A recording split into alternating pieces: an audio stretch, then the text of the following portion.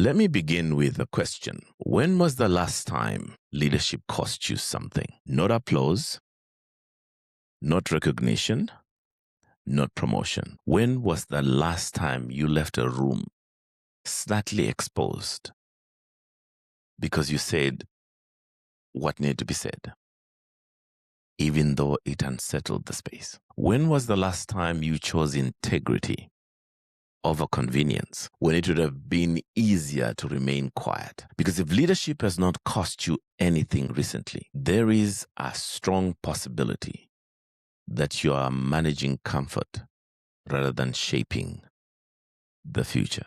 Today we're speaking about something that sounds bold, but is actually very quiet. The theme is dare to lead. Not manage, not supervise, not maintain, but dare. And daring implies risk. It implies tension. It implies the possibility that the room may misunderstand you before it eventually respects you. It implies the possibility that you may have to stand in a lonely place for a while before the value of your courage becomes obvious. We gather in rooms daily and we speak about strategy. We speak about culture, resilience, performance. These words matter. They're not small words. They shape institutions. They not only shape institutions, they move markets. They build futures. But underneath all those words is something far more human. And that something is fear. Fear of being wrong. Fear of being judged. Fear of being isolated. Fear of slowing momentum. Fear of being labeled difficult when all you're trying to do is be truthful. And this is where many leadership conversations become shallow. We talk about leadership as if it lives in frameworks only. Leadership lives in the chest. It lives in the throat. It lives in the stomach. In the moment when you know what must be said and you can feel the cost of saying it. Leadership is easy when everything is working. It is easy when dashboards are green and targets are met and the market is kind and the room is in agreement and no one is asking uncomfortable questions. Anybody can look wise in calm weather, but we're not leading in calm weather. We are leading in a world where markets move faster than planning cycles. We're leading in a world where regulations tightens and public trust is fragile and technology keeps rewriting customer expectations while many institutions are still trying to stabilize yesterday. Customers are not comparing us to our own industry. They're comparing us to every experience that has trained them to expect speed, dignity, clarity, and ease. And in a world that competence is assumed, in a world like that, competence is assumed. Courage becomes the differentiator. That is why this is not a motivational session. This is a mirror. This is a call back to the inner work of leadership. Because you can have smart people in a room and still lose the future if courage is weak. Now, before we go any further, we must define leadership properly. And if we do not define it properly, we will spend all our time nodding at each other while carrying different meanings in our heads. Leadership is the disciplined use of influence. Leadership is the disciplined use of influence to create direction, alignment, and movement under conditions of uncertainty. Let me repeat that. Leadership is the disciplined use of influence to create direction, alignment, and movement under conditions of uncertainty. Now, let me stay there for a while because that sentence is not corporate language for me. It is a lived reality. It is what leadership feels like when the lights are not bright and the room is not cheering. Leadership is disciplined. That means leadership is not a mood. It's not a temperament. It is not charisma. It is not what version of you woke up this morning. Discipline means you can feel pressure without becoming pressure. Discipline means you can feel fear without surrendering to fear. Discipline means you can hold your center when the room loses its center. And discipline means that your values are not only visible when they're convenient. It is easy to be principled when there's no cost attached. Leadership begins when principle starts costing you. Leadership becomes, therefore, the disciplined use of influence. Leadership is the disciplined use of influence. Influence is important because too many people think that leadership begins when authority arrives, when you get the role, when you get the position. No.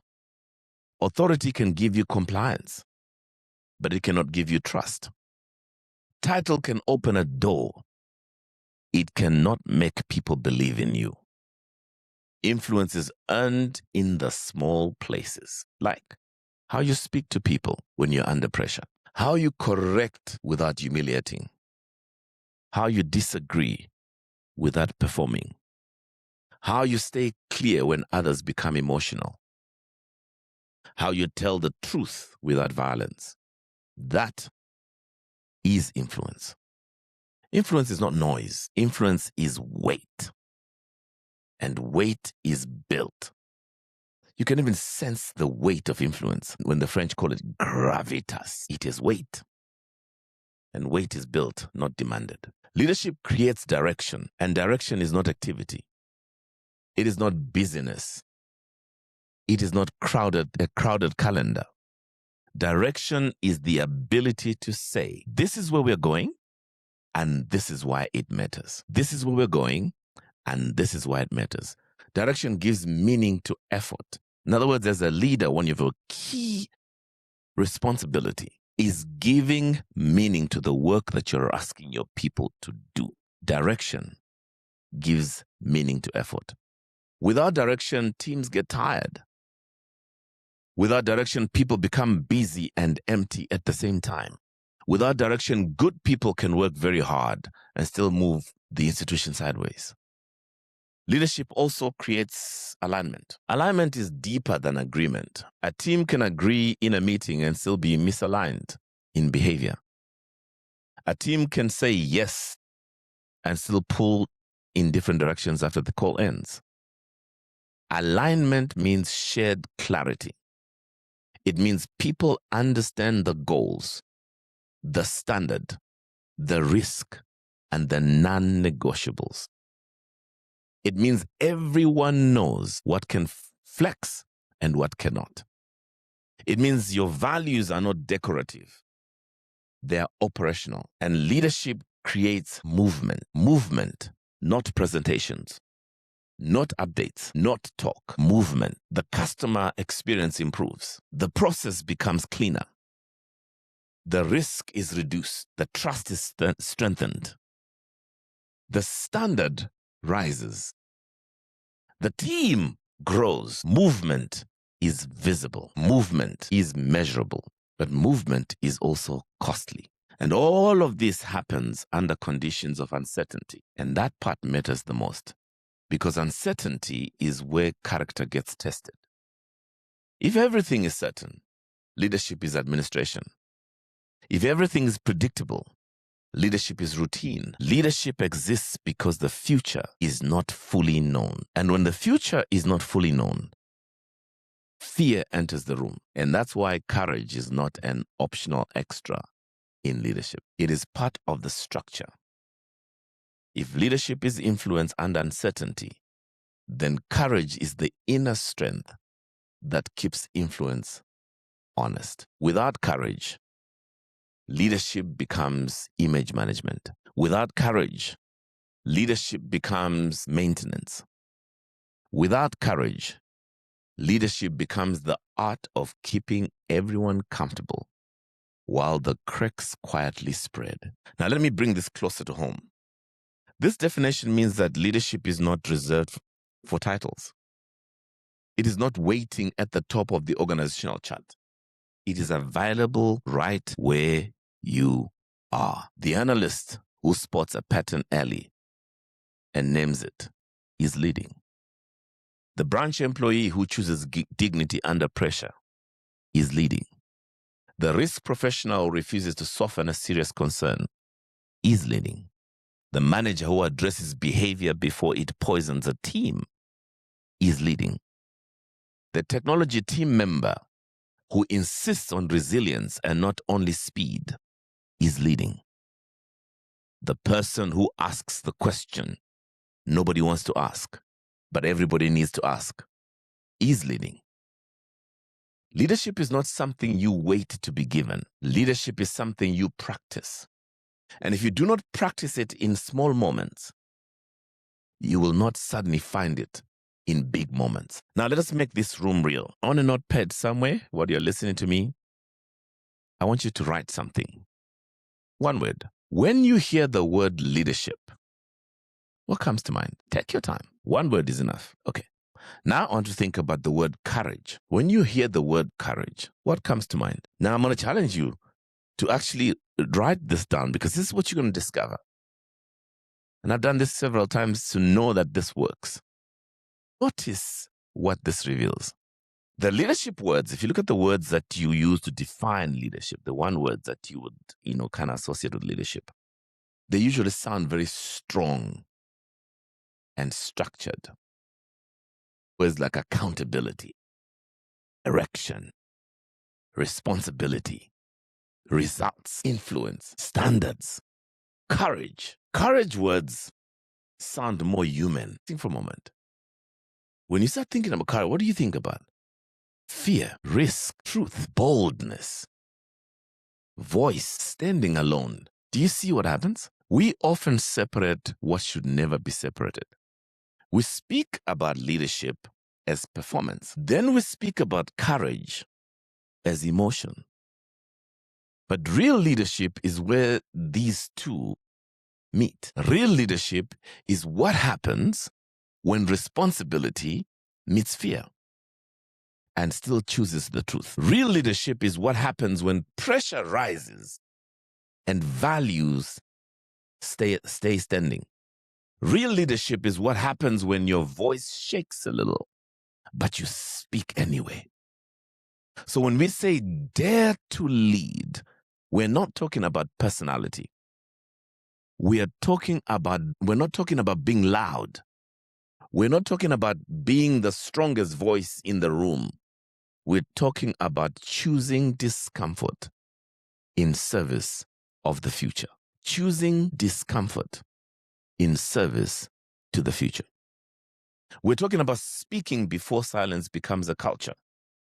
We're talking about correcting behavior before behavior becomes a pattern. We're talking about making small, hard decisions now so you don't have to inherit a larger, painful consequence later. And this is where the room must become uncomfortable in the right way. Because most institutional decline does not begin with scandals.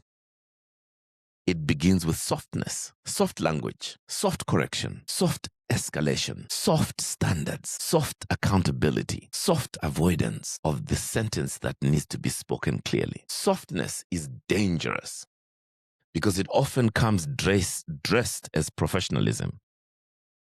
It sounds polite. It sounds reasonable. It sounds mature. It sounds like patience. But many times it is not maturity. It is fear with a tie on. It is avoidance speaking fluent corporate language. And in business, that matters deeply. Because trust is rarely destroyed in one dramatic moment. Trust leaks. It leaks when customers feel friction that we have normalized. It leaks when people inside the system know something is off, but no one names it clearly. It leaks when targets are met in ways that quietly damage dignity. It leaks when warning signs are discussed, but not confronted. It leaks through silence. Now, let me bring this home to you personally, because no transformation happens until the message finds an address. Where in your current role is there a conversation you know needs to happen? Not the conversation you wish someone else would have. The one you know is yours? Where is there tension you are tolerating because confronting it may disturb the peace? Where is there a pattern you can already feel becoming a culture if it is not interrupted? Where are you using soft language where clear language is required? Just name it for yourself. That place is your leadership edge. That place is where your courage is being invited. And let me say this carefully. Courage is not the absence of fear. Courage is a decision about what matters more. What matters more to you? Comfort or calling? Approval or stewardship? Image or integrity? Short-term ease or long-term trust? This is why leadership is not only a skill, but an identity. Leadership is not only a skill conversation, it is also an identity conversation. Because in the end, your leadership will always bow to what you worship. If you worship comfort, your leadership will protect comfort. If you worship image, your leadership will protect image. If you worship truth, your leadership will protect the future. So before we move into the global examples and case stories and the practical tools, I want to return to where we started, because this question is the doorway into the whole session. And the question is, when was the last time leadership cost you something? And if it has been a long time, then what has your silence been costing the people you lead? What has your silence been costing the people you lead, the customers you serve, and the institution you represent? Sit with that. Because when courage is delayed, the invoice is never cancelled. It is simply issued later, and usually to more people than the original conversation would have cost. So I challenge you, dare to lead.